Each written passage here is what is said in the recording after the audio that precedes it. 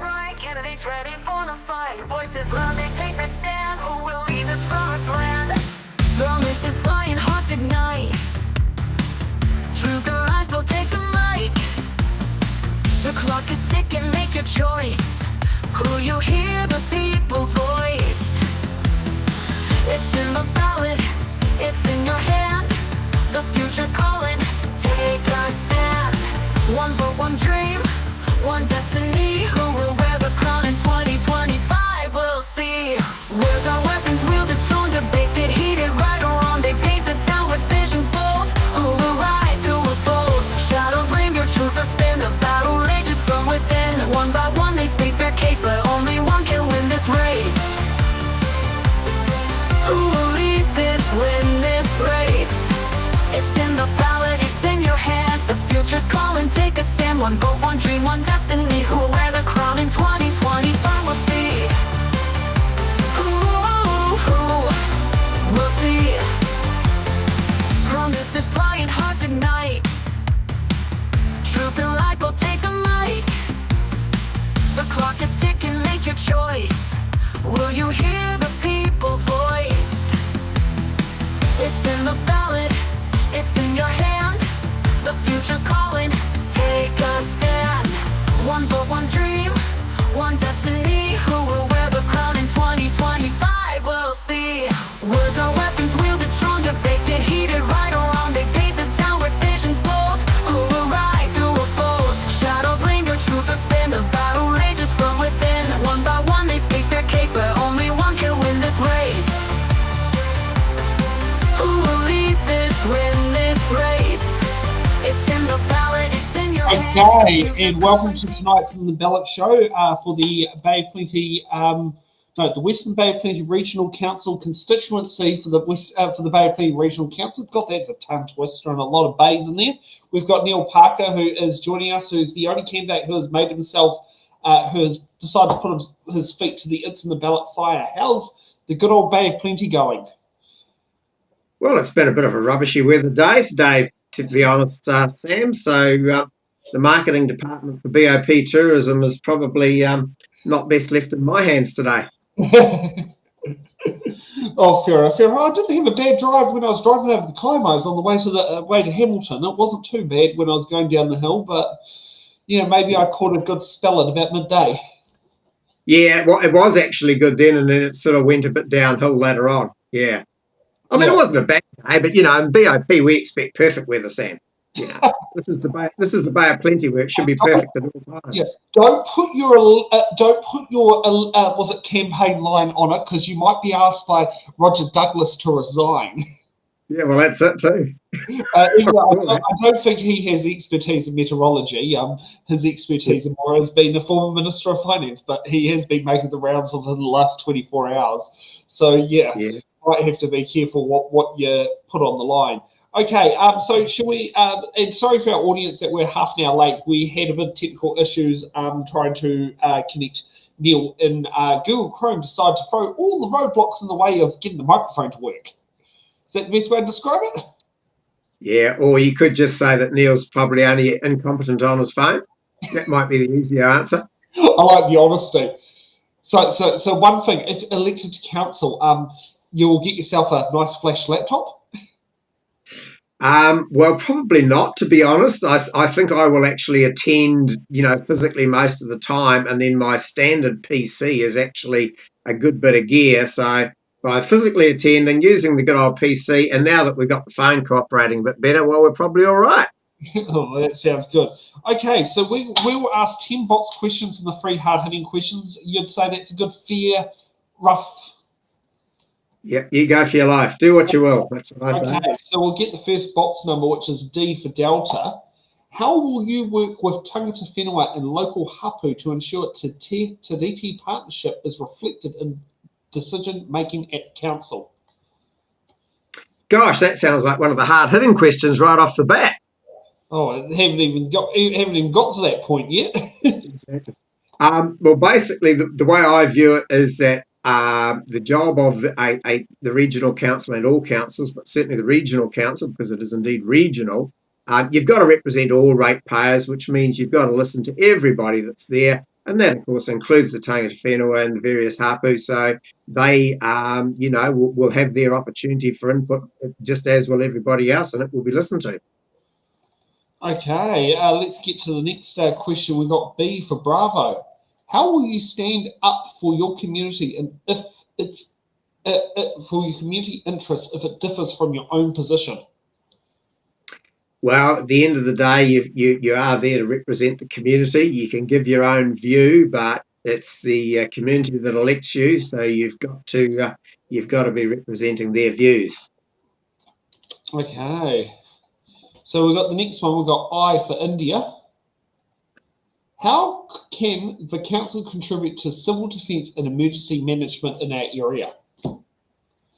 Right. Well, that does fall with the regional council. So their main contribution, I would say, is to make sure that they are regularly drilled, as it were, in their procedures to know that it's going to work when it's needed, because by the nature of that situation, it tends to pop up with very little warning.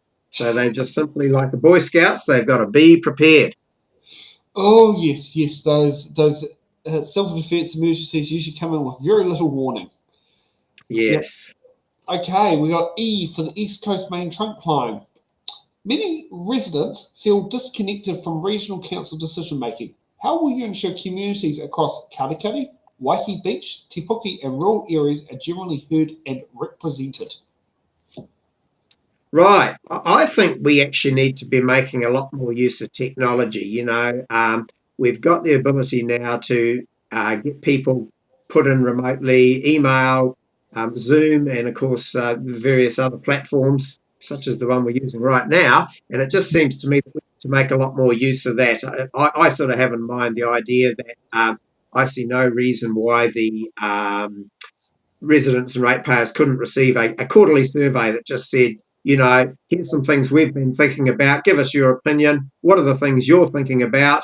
And then simply release the results of those surveys to the community on a regular basis, all electronically. It's not going to cost, there's no significant cost to it. And I just think it needs to be used far more, because at present, all that seems to happen is we get our rates bill and there's a wonderful spiel about all the magnificent things the council is supposedly doing for you.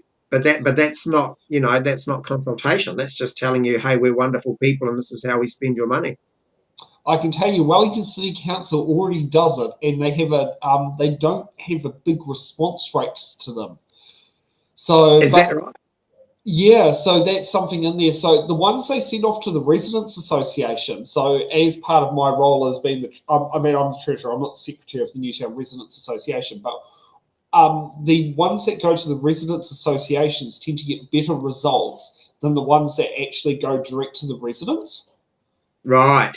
So that's something well, I think I think it's fair to say though that the residents' associations represent the motivated people. You know what I'm saying? Correct. And, yes.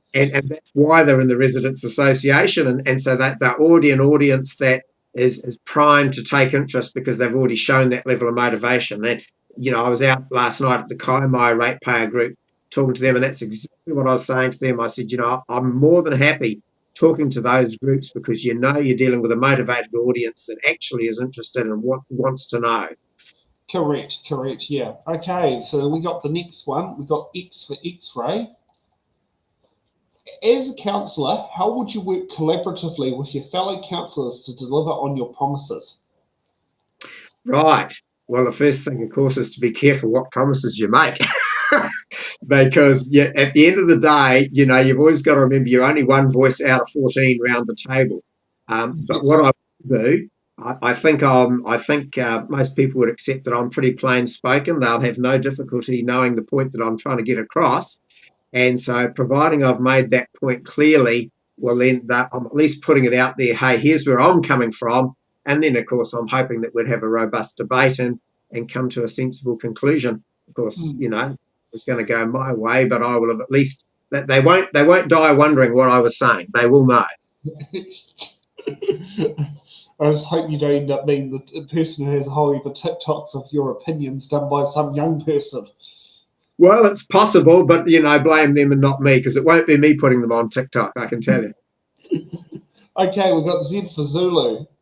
What would success look like at the end of your term on council? Right. What my definition of success would be if I had seen a vast reduction in total spend, or conversely, if the spend stayed the same, a vast improvement in the actual level of service provided. And of course, that has to be determined by the ratepayer. In other words, the ratepayers need to confirm that they can see material changes in the level of service. But yeah, in my ideal world, I think there's room for a lot of cost cutting, and basically just through efficiencies, not through cutting the service itself, but just getting some efficiencies. It's a big bureaucracy. There's over 600 folk on the payroll there, or around that number. It certainly costs $60 million, put it that way.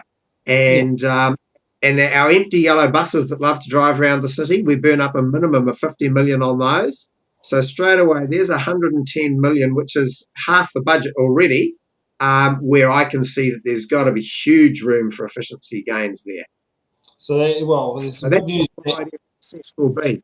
My idea of success will be when I can show them at the end and say, hey, look, we're either doing the same job with a whole lot less people and a whole lot less cost all round, or we've materially improved those services that we are currently offering. Well, there is some good news. The bus contract does come up for renewal in the next term, and I do know when speaking with Stuart Crosby, they have removed the piece of legislation that required 40-seater buses as the default. Excellent, because I did query them that on ages ago. I said, what on earth were they thinking? And I was told by one of the regional councils then, they said we had no choice in it. And so that ties in with exactly what you're saying. Yeah, the original Piton model was quite restrictive on what it could do. And I mean, one of the annoying things about it was it had block contract pricing.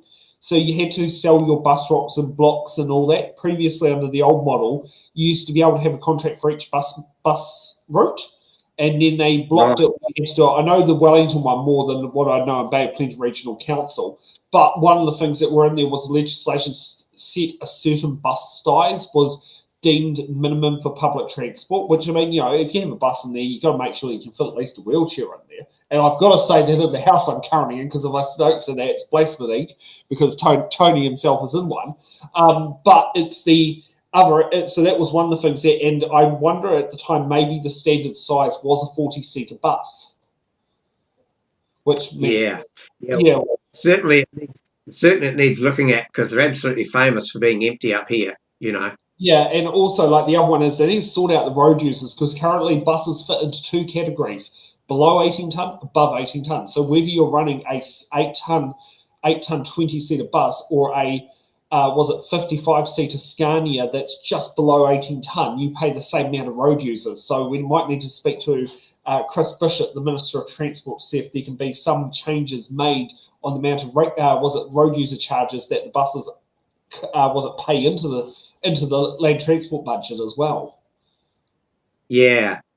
Yeah, well, I mean, here they've done a bit of fiddling with the what they call an on-demand service. So you've basically got a van that you phone up and it comes and gets you, and they claim to be getting some reasonable result with that. And it just occurs to me as we're speaking that that's probably the better way to deal with the wheelchair users, right? Yeah. That they get to use the on-demand thing, and that way you can then use a relatively standard sort of van to deal with the other people. And then once we can prove we can fill those vans, then we can start slowly moving up the size of vehicle. But to go straight out with a 40-seater right off was just madness, absolute madness. And we've been doing it for about 20 years and it hasn't changed. Honestly, there's just nobody on them.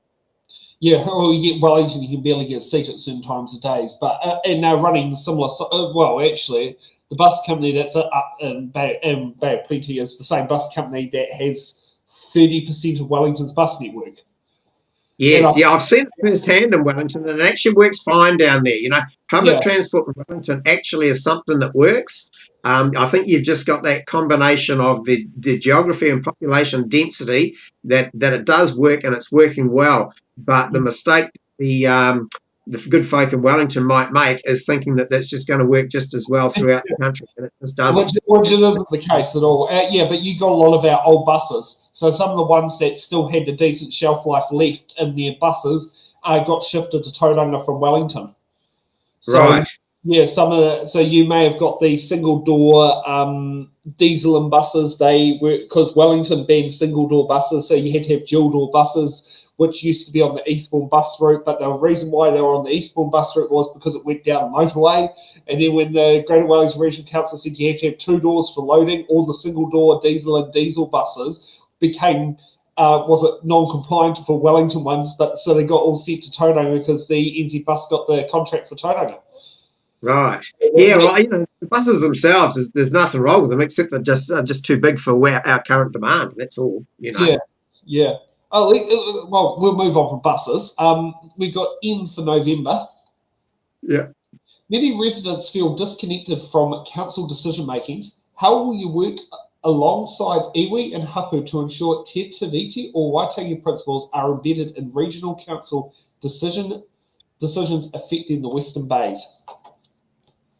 Right. Well, I think actually that a good thing to do would be to talk to those good folk in the iwi, because it occurs to me that essentially the services the regional council should be involved with strikes me that they should be pretty well evenly applicable to everybody. The environmental management requirements for the general population versus iwi ought not to be in any conflict that I can see.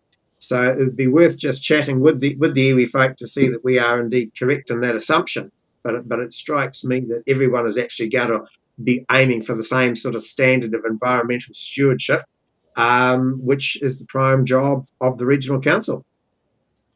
Okay, and the next one we've got is G for golf. How will you support economic growth in farming, horticulture and tourism while ensuring sustainable land use and preventing urban sprawl onto productive land? Yes, well, now that's a very good one to bring up, because New Zealand as a whole, I think, has been definitely guilty of this whole urban sprawl. All our main centres have been put on what is pretty productive land. And, I don't believe we can take what I would call the Australian and American approach of just spreading willy-nilly, because those areas, those countries have huge land mass and often not very productive land. And so there's no cost to them in doing that. But New Zealand's not in that boat. And I believe that we need to be taking a leaf much more out of the UK book that recognises, hey, land's in short supply. We need to preserve its productive capacity. So we're going to have much more of a green belt type zoning kind of system in place, I believe. And that might sound unpalatable to New Zealanders, but I think it's the only realistic thing. And the side benefit of that is it does make your infrastructural costs much better. And indeed, your public transport will start to work because you get that population density. Oh, yeah, that's a very good point. One that really does frustrate me is the new housing development done on the nice fertile soil of the Bombays. Yeah. Oh, there's thousands of hectares of Auckland and Hamilton, and indeed here, all top class land, and it's not available for food production anymore, and that just seems very short-sighted to me. Yeah, Levin's got a big dilemma at the moment of another part of the country, is that a lot of these families have, you've had a lot of it is Chinese market gardeners, that they've gone into it, but the next generation, the kids don't want anything to do with it. And their big difficulty is how to sell it or find someone else to take it on. And often it's the developer offering them big sums of money to turn it into housing. Yes, correct. That's what will happen. That's what will happen unless something is put in place to actually prevent that. And I just think you've really got to have that, finite belt around your city, exactly as the UK does. I think that's the only realistic option, because otherwise the developers will always be the guys that will be prepared to pay the most for your chunk of land. That's always going to be the case. Yeah. Oh, well, we've got another question here. We've got J for Juliet. The Western Bays is one of the fastest growing areas in New Zealand. How will you ensure transport, water and wastewater infrastructure keeps pace with growth while keeping costs fair for ratepayers? Well, from a regional council perspective. Yeah, well, I'm pleased to put that piece on the end, because you're really getting into the domain of the district council there. But from the regional council's perspective, their major concern is really dealing with the water that is not in a pipe. Okay, so if the water is, we're talking waterways of all description that aren't piped, that's the primary concern on the water side for regional council. And then, of course, the erosion control from the actual land point of view, and pollutants, pollutants entering the waterways, and the erosion from the land silting up the harbour, etc. So that whole growth thing, from a regional council point of view, I think their main role is really just monitoring for compliance with those environmental measures. The district council has the heavy lifting to do in terms of keeping that growth manageable for their resources. And I think at the end of the day, what the council needs to be doing is saying, hey, look, everyone wants to move to Tauranga. We can't possibly accommodate them all as fast as they would like to come in. We have to stay in control, and that means as the council has built the infrastructure, they can then allow the people through the gate. But you can't allow the people through the gate and then say, oh, gee, we better find some infrastructure. That just, a recipe for disaster, which is about what we've been doing. You summed up what happened on the Kapiti Coast while we did not have enough water to supply the residents for their houses, including got to the point literally they had a brand new housing subdivision built while they were at the time didn't have the ability to supply water for the current residents, but the building permits kept being issued. Yeah, and to me, that's real cart before the horse material. It should be, hey, look, we know we've got the infrastructure ready, set to go. You developers pay your development levies. That funds that infrastructure to then actually go in, and we're in business. But to actually let a development occur without knowing how you're actually going to provide that infrastructure, that's just, crazy stuff. Yeah. Okay, we've got one more question. We've got R for Romeo. What is your plan for protecting native bush, wetlands and biodiversity in the constituency, and how will you involve community groups in this mahi?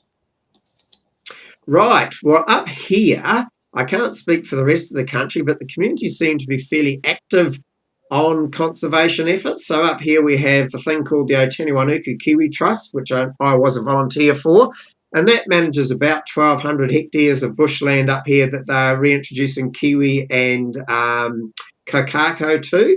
So, and they seem to have a reasonable supply of volunteers that are happy to step up and do that work. And then at the other end, at the Katikati end, we've got the same thing going on with the Ongateti Forest Park, which essentially is doing the same sort of a thing. So there seems to be good community buy-in to that kind of effort. And I think all we've got to do is just keep on making that attractive for the community to participate by not bogging them down in red tape unnecessarily. Don't stand in their way, essentially, but they're all good community will to do it. And then additional to that, you've also got you'll have undoubtedly the QE2 covenant schemes. So that is stuff tends to happen on private.